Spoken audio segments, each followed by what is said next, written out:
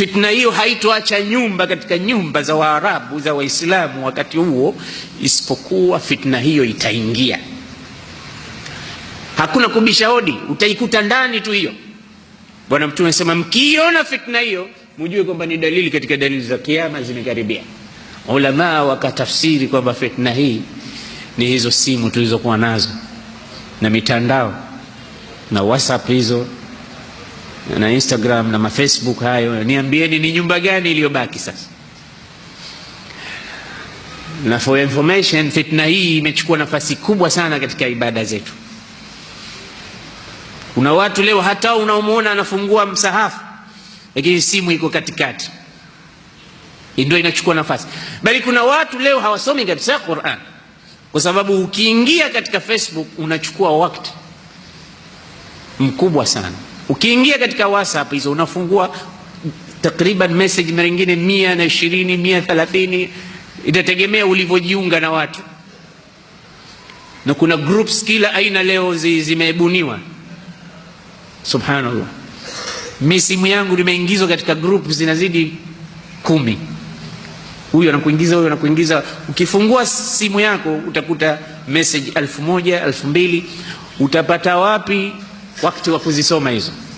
Na subhanallah, ibilisi alivyokuwa mkubwa, kila kipindi simu hiyo ikipiga hii mbinja zake hizi, unataka kujua ni kitu gani.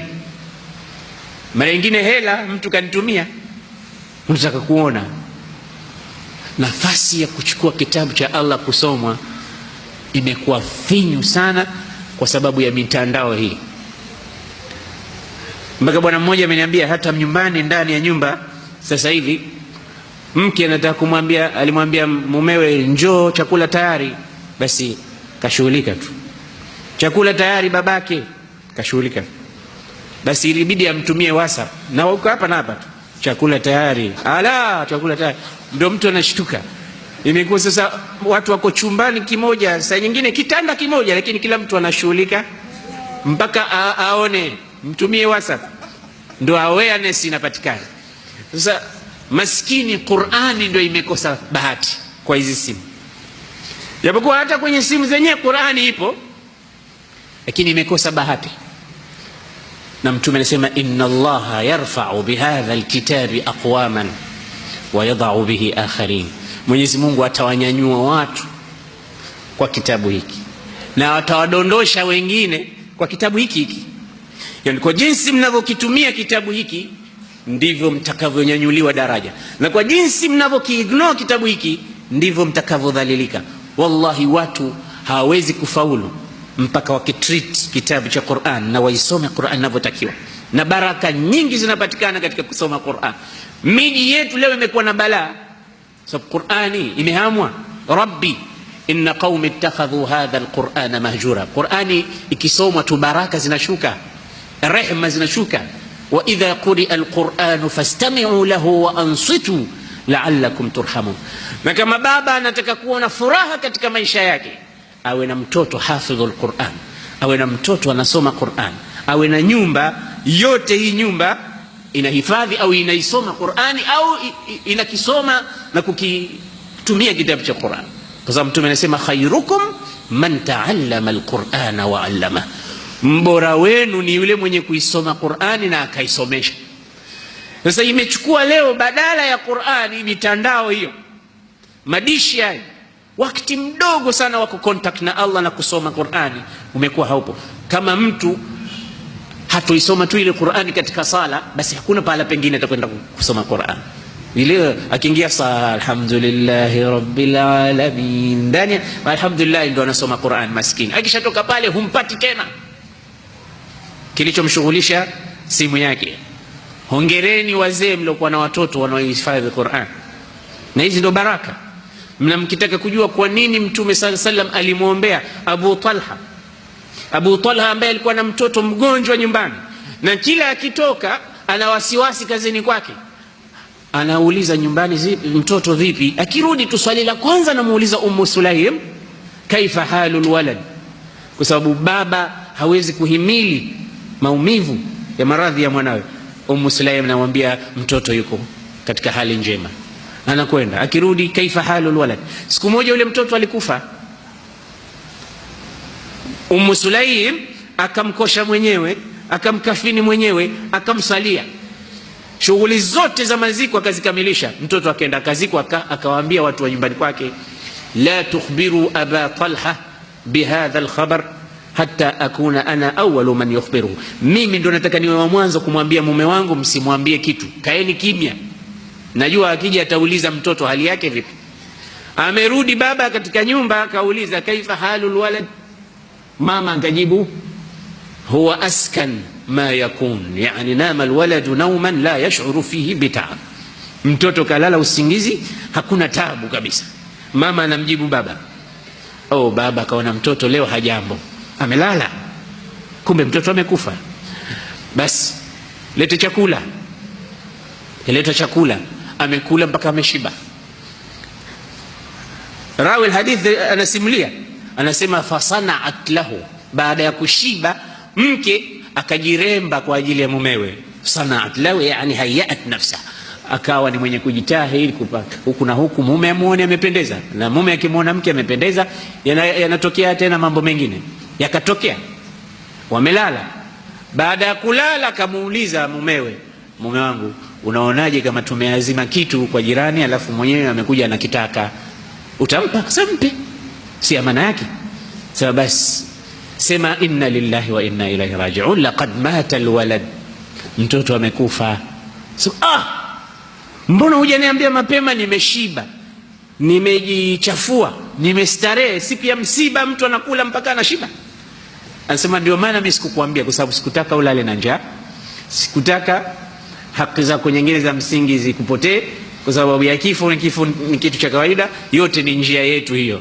Sema la, sikubali, talatakht, nimestarehe, nimejichafua, siku ya msiba haiwezekani. Asubuhi wa kwanza kwa Mtume sallallahu alaihi wasallam, ya Rasulullah, hebu angalia mke wangu alivyonifanyia. Amekufanyia nini? Sema nimekuwa nje, mtoto amekufa, nimerudi hajaniambia, nimeshiba mpaka nimefanya kitendo usiku, alafu baadaye ndo ananiambia. Mtume akasema arastumul laila, mmeingiliana usiku? Kaambia naam. Barakallahu lakuma fi lailatikuma, Allah wabariki katika usiku wenu, huo usiku watie baraka zake. Na baraka ni jundu min junudillah, baraka ndugu zangu ni mwanajeshi wa Allah. Akitua katika umri wako unabarikiwa umri, utaishi miaka 20 lakini utafanya mambo ya miaka 100. Baraka ni umri ambao ni kitu ambacho kikiingia katika mambo yako wewe bishara. Ndicho alichoomba Mtume sallallahu alaihi wasallam, barakallahu lakuma, Allah wabariki. Rawi alhadith anasema akaja mama yule na ujauzito katika usiku ule, akapata ujauzito afu kazaa mtoto. Abu Talha akamkamata mtoto siku ya kuzaliwa, akaenda naye kwa Mtume, kana nataka kumwambia ule usiku, ya Rasulullah, huyu ndo matunda yake. Mtume akauliza umekuja na nini? Sema na tende hapa. Kachukua tende akaitafuna bwana Mtume katika kanwa lake tukufu, alafu akamtia katika mdomo wake mtoto yule, kisha akasema huyu mtoto anaitwa Abdallah, jina lake Abdallah. Kisha akaondoka. Mpokezi anasema faraitu 9 min auladi, huyu Abdallah yarhamukallah, huyu Abdallah alizaa watoto 9, kulluhum qara'u alquran, wote walihifadhi Quran. Watoto 9 wa huyu Abdallah huyu wote walihifadhi Quran. Je, unatafuta fadhila gani baada ya hiyo? Mtume anachagua kitu cha kuwaombea watu wake.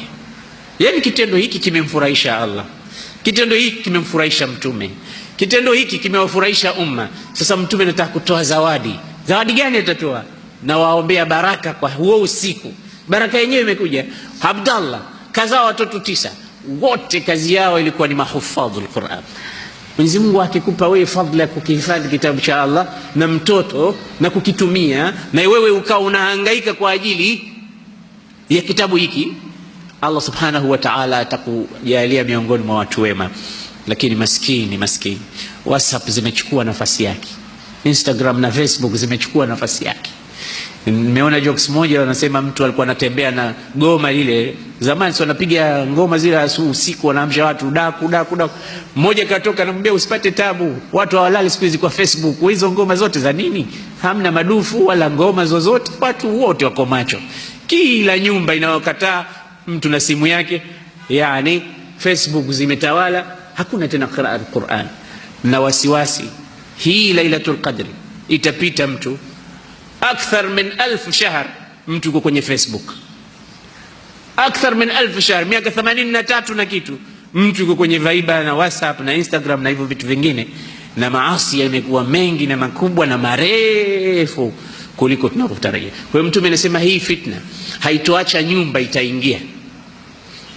Na leo mtoto yoyote anataka simu, tena ilokuwa na hivyo vitu hivyo, hataki simu tu ile ya tochi, anaweza kukupiga nayo ya uso. We baba gani? Kila mmoja ana simu ya kikweli kweli, na kila kukicha hawa watu wamefahamu sasa, wanatoa kila baada ya miezi kadhaa inatolewa mpya, watu wanasongamana.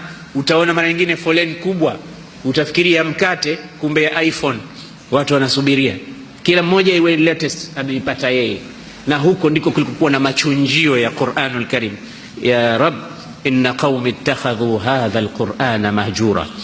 Hii ni fitna nyingine ambayo Mtume alitabiri na sasa imetokea.